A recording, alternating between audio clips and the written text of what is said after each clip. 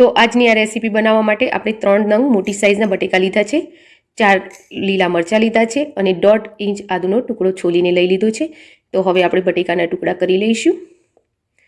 તો બસ એને આપણે શાક બનાવવાના હોય એ રીતે સમારી લેવાના છે।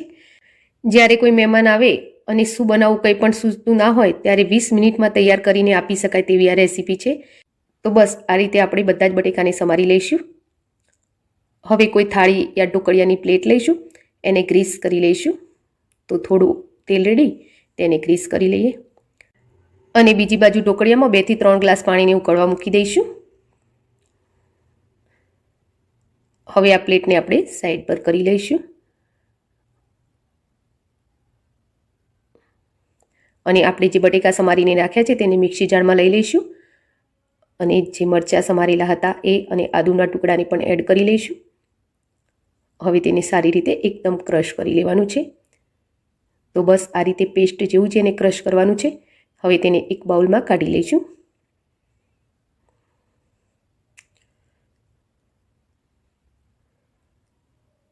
હવે એ જ મિક્સી જારમાં આપણે 1.5 કપ સોજી લઈ લઈશું। મારું જે મેજરમેન્ટ છે એ અડધા કપનું છે એટલે 1.5 કપ સોજી લઈશું અને તેમાં અડધો કપ દહીં એડ કરીશું। 1 ચમચી મીઠું એડ કરીશું। મીઠું તમારે તમારા સ્વાદ અનુસાર જ એડ કરવાનું છે। તેમાં 1/4 કપ પાણી એડ કરી લઈશું અને હવે તેની પણ એક સરસ પેસ્ટ બનાવી લઈશું। હવે આ તૈયાર કરેલી પેસ્ટને બટેકાની પેસ્ટ સાથે મિક્સ કરી લઈશું। તો બંને પેસ્ટને સારી રીતે હલાવી પહેલાં તો મિક્સ કરી લેવાની છે। તો જો ફ્રેન્ડ્સ તમને મારી રેસીપી ગમતી હોય તો વિડીયોને લાઇક કરો, શેર કરો। હજુ સુધી જો તમે મારી ચેનલને સબસ્ક્રાઇબ ના કરી હોય તો કરી લો। બાજુમાં આપેલા બેલ આઇકનના નિશાનને ટચ કરી ઓલના નિશાન પર ક્લિક કરો જેથી કરીને તમને મારા નવા વિડીયોની નોટિફિકેશન મળતી રહે। હવે આપણે તૈયાર કરેલી પેસ્ટમાં 1 ચમચી ઈનો એડ કરીશું અને ઈનોને એક્ટિવ થવા માટે 2 ચમચી પાણી એડ કરીશું અને તેને સારી રીતે એક જ ડાયરેક્શનમાં હલાવીશું। હવે આપણું આ બેટર રેડી થઈ ગયું છે। તો આપણે ઢોકળિયાની પ્લેટને ગ્રીસ કરીને રાખી છે તેમાં આ પાથરી લઈએ।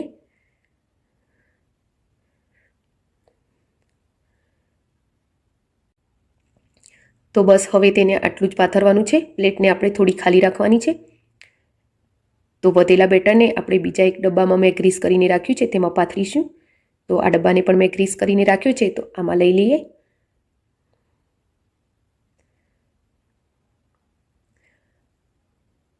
અને હવે ઢોકળિયામાં પાણી ઉકળવા લાગ્યું છે તો પહેલાં આપણે આ ડબ્બો મૂકી દઈશું અને તેની ઉપર ઢોકળિયાની પ્લેટ મૂકી દઈશું।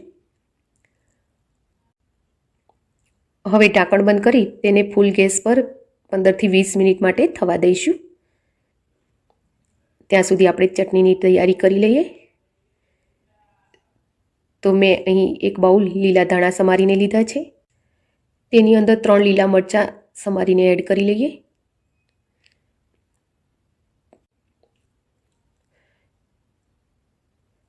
પાંચ થી 6 લસણની કળી એડ કરી લઈએ। 1 ઇંચ આદુનો ટુકડો એડ કરીએ। થોડા સિંગદાણા એડ કરીએ। 2 થી 3 ચમચી દહીં એડ કરી લઈએ। અડધું લીંબુ નીચોવીને એડ કરી લઈશું। તો આ ચટણી થોડી ખાટી મીઠી હોય છે તો મસ્ત લાગે છે। હવે તેમાં અડધી ચમચી મીઠું એડ કરીશું અને 2 ચમચી ખાંડ એડ કરીશું। જો તમારે ગળપણ વધુ જોતું હોય તો વધુ પણ એડ કરી શકો છો। હવે તેને મિક્સી જારમાં થોડી ક્રશ કરી લીધી છે મેં, તો થોડું પાણી એડ કરીશું અને તેને એકવાર ફરી ક્રશ કરી લઈશું જેથી કરીને એકદમ પેસ્ટ જેવી ચટણી રેડી થઈ જાય।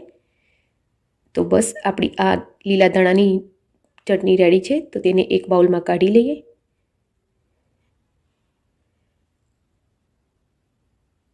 હવે આપણે ઢોકળિયામાં પણ ચેક કરી લઈએ।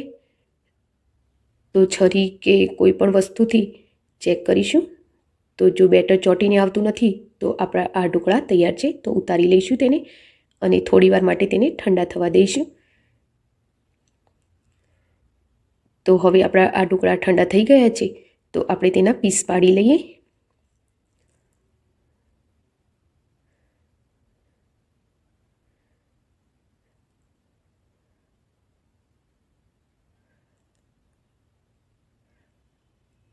જો હું તમને બતાવું તો આ સરસ એવા ઢોકળા રેડી થઈ ગયા છે. પણ આપણે આવા ઢોકળા સર્વ નથી કરવાના. તમે જોઈ શકો છો તેના અંદરની જાળી પણ. તો હવે આપણે એક ઢોસા તવામાં થોડું તેલ લઈ લઈશું. તેમાં થોડી રાઈ એડ કરીશું અને થોડા તલ એડ કરી લઈશું. તો આપણે તલ અને રાઈને સાંતળવા દેવાની નથી, બસ ધીમા તાપ પર થોડી તતડે એ રીતે હલાવી લઈશું. હવે તેમાં થોડું લાલ કાશ્મીરી મરચું એડ કરીશું અને તેને પણ હલાવી લઈશું સારી રીતે. અને ગેસના ફ્લોને એકદમ ધીમો રાખીશું અને આપણે જે તૈયાર કરેલા છે એ ટુકડાને એક એક કરી એમાં મૂકતા જઈશું. તો તમે ઢોકળા પર ડાયરેક્ટ વઘાર પણ કરી શકો છો, પણ આપણે મસાલા ઢોકળા બનાવવાના છીએ. તો બસ આ રીતે તેને એક એક તવીમાં ગોઠવતા જઈશું.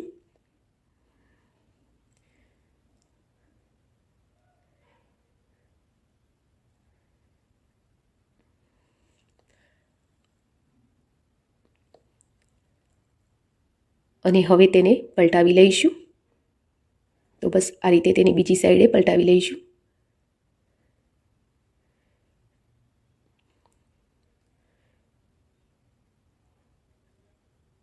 હવે ફરી થોડું તેલ લઈ લઈશું. તેમાં લાલ કાશ્મીરી મરચું એડ કરીશું અને ઢોકળાને ચટપટા કરવા માટે થોડું સંચર એડ કરી લઈએ અને તેને પણ હલાવી ઢોકળાને ફરી તેમાં ફેરવી લઈશું. અને આ રીતે આપણા ચટપટા ઢોકળા મસાલાવાળા રેડી કરી લઈશું.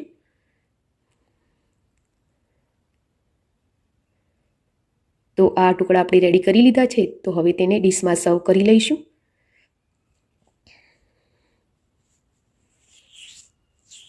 અને ઉપરથી લીલા ધાણા ભભરાવી લઈશું, જેથી આપણા ઢોકળાનો ટેસ્ટ એકદમ સરસ થઈ જાય. તો આ રેડી છે આપણા બટેકાના મસાલા ઢોકળા. તો ફ્રેન્ડ્સ, તમને મારી રેસીપી કેવી લાગી એ કોમેન્ટ બોક્સમાં જરૂરથી લખજો. જો હું એક ઢોકળું તમને તોડીને બતાવું તો એ અંદરથી એકદમ પોચું છે અને ચટણી સાથે તો ખાવામાં ખૂબ જ ટેસ્ટી લાગે છે. Thank you for watching my video. જય શ્રી કૃષ્ણ.